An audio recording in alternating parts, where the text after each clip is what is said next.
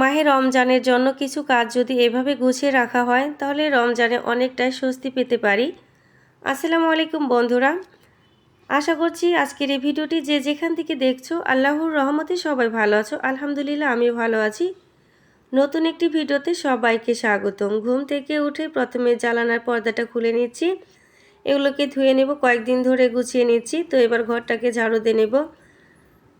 তারপরে চলে আসলাম আমার কিচেন রুমে ছাদে। তো ভাতটা বসিয়ে আবার চলে এসেছি আমার ফুল গাছের কাছে।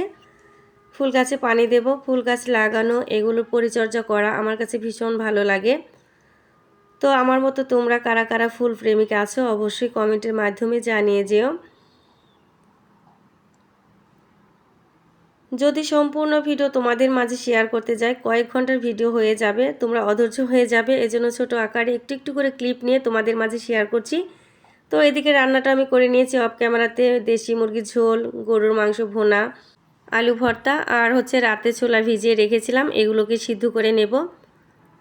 তো আজকে সব রান্না বান্নায় মাটির চুলাতেই রান্না করব। আমি সবসময় মাটির চুলাতেই রান্নাটা বেশি করে থাকি। আর যখন খুব বেশি অসুস্থ হয়ে যায় তখন গ্যাসের চুলায় রান্না করি।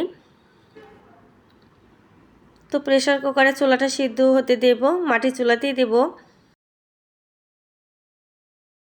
তো চুলা সিদ্ধ করা হয়ে গিয়েছে, এবার পাঁচ ফোড়ন ভেজে নিলাম, আবার জিরা ভেজে নেব। তো কয়েকদিন ধরে রমজানের অনেক কাজই গুছিয়ে নিচ্ছি যাতে একটু সুবিধা হয়, আরাম পেতে পারি। তো সব কিছু ভেজে নেওয়া হয়ে গিয়েছে, এবার ব্লেন্ডারে আমি গুঁড়ো করে নেব। আর এদিকে আমি পেঁয়াজুর জন্য এখানে নিয়েছি 3-4 ধরনের ডাল আর আতপ চাল, এগুলোকে গুঁড়ো করে নেব। পুরো মিহি করব না, দানা দানা রেখে দেব, এতে করে পেঁয়াজুটা খেতে খুবই ভালো লাগবে। গতকালকে কিছুটা বেসনও করে নিয়েছি আমি। তো নিজের হাতে করে নেওয়া মানে স্বাস্থ্যসম্মত খাবার। তো বাজার থেকে আমরা যে বেসনগুলো আনি সেগুলো কিন্তু ধুয়ে পরিষ্কার করে নেয় না ডাউলগুলো। তো সব সময় আমি চেষ্টা করি বাড়িতে এগুলো বানানোর জন্য। তো কিছু পেঁয়াজও আমি বানিয়ে ফ্রোজেন করে রাখবো। এই জন্য একটা থালাতে ডাউলের গুঁড়ো নিয়েছি, অল্প করে পানিতে মেখে রাখবো 5 মিনিটের মতো। তারপর এখানে দিয়ে দিচ্ছি পেঁয়াজ, কাঁচামরিচ কুচি। তো পুরো পেঁয়াজুর রেসিপিটা এখানে দিয়ে দিচ্ছি। বন্ধুরা যারা নতুন আছে অবশ্যই দেখে নিও, খুব ইজিভাবে বানাতে পারবে মজাদার এই পেঁয়াজুটা। হলুদের গুঁড়ো, মরিচের গুঁড়ো, ভাজা জিরে গুঁড়ো, ধনিয়া গুঁড়ো, স্বাদ মতো লবণ দিয়ে খুব ভালোভাবে মেখে নিচ্ছি।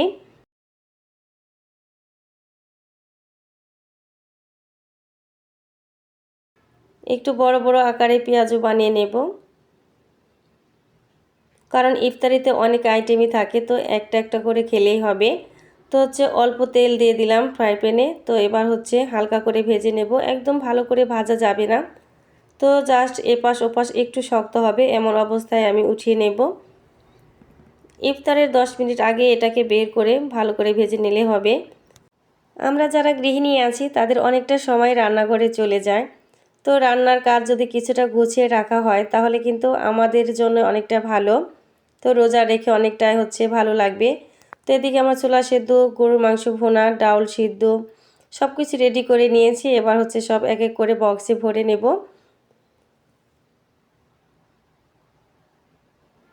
পেঁয়াজও কিন্তু একেবারে নরম, তো এমন অবস্থায় কিন্তু ফ্রোজেন করে রাখতে হবে।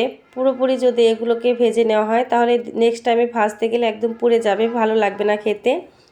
এজন্য পেঁয়াজও যখনই তোমরা ফ্রোজেন করে রাখতে চাও একদম হালকা করে ভেজে নেবে। আর পেঁয়াজও বানানোর জন্য ডাউলের যে মিশ্রণটা সেটাও রেখে দিয়েছি, এটা দিয়ে একদিন আমার চলে যাবে। তো তোমরা এভাবেও রাখতে পারো। মুসুরের ডাউলও সিদ্ধ করে নিয়েছি, এটাকেও বক্সে নিয়ে নেব। এই ডাউলটাকে আমি 3 দিন রান্না করব। তো রোজার মধ্যে খুব বেশি খাবারের দরকার হয় না, কারণ কয়েকটা আইটেম থাকে, একটু একটু করে রান্না করলে হয়ে যায়। তো ডাউল সিদ্ধ করে রান্না করা দেখা গেছে অনেকটা ঝামেলা হয়ে যায়। আর বেশিরভাগ আমি সেহরিতে উঠেই সব রান্না বান্না করে থাকি, এজন্য আমার কাজগুলো আমি এভাবে গুছিয়ে রাখি। এতে করে আমার অনেকটাই সুবিধা হয়।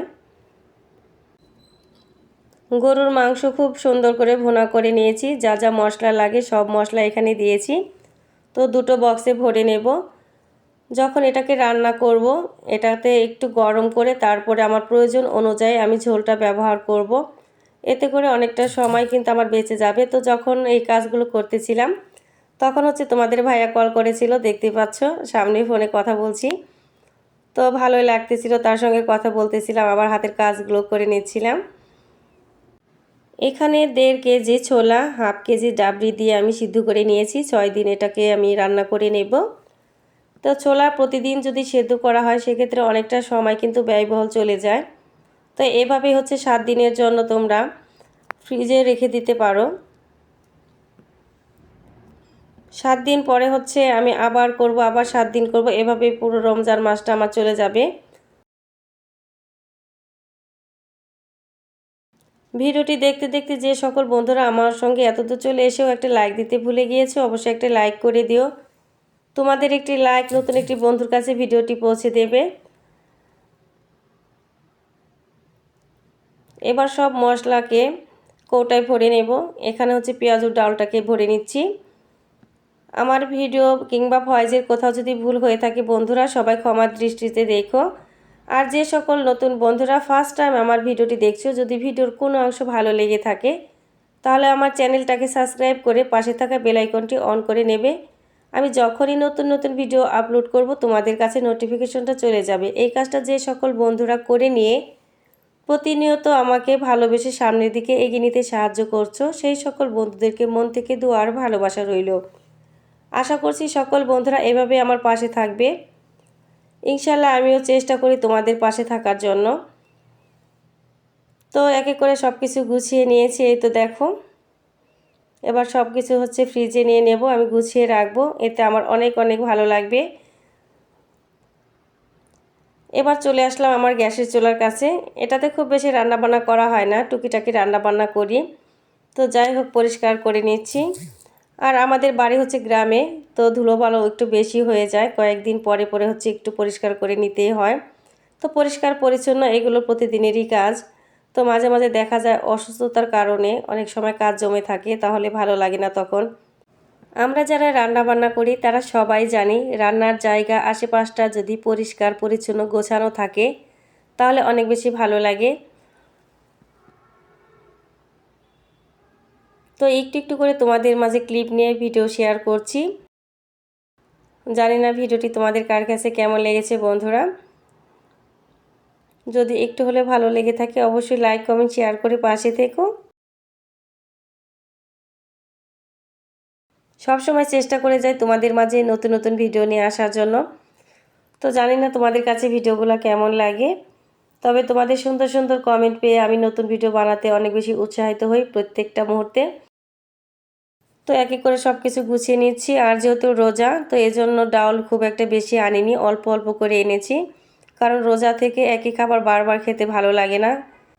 এক এক দিন এক এক ধরনের রান্নাবান্না, এই জন্য অল্প অল্প করেই নিয়ে এসেছি এগুলো।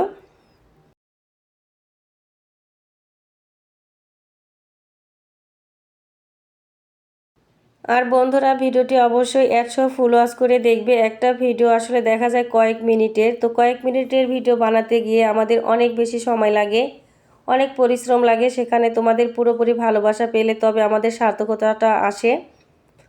তো ফিল্টারটা একটু মুছে নিয়ে পানি দিয়ে দিলাম। এই তো আমি গুছিয়ে নিয়েছি আমার গ্যাসের চুলা কিংবা হচ্ছে আমার খাবারের রুমটা। কেমন হয়েছে বন্ধুরা জানিও। তো আমার খাবারের রুমের সাথেই হচ্ছে আমার মাটির চুলা, এখানে আমি রান্নাবান্না বেশি করে থাকি।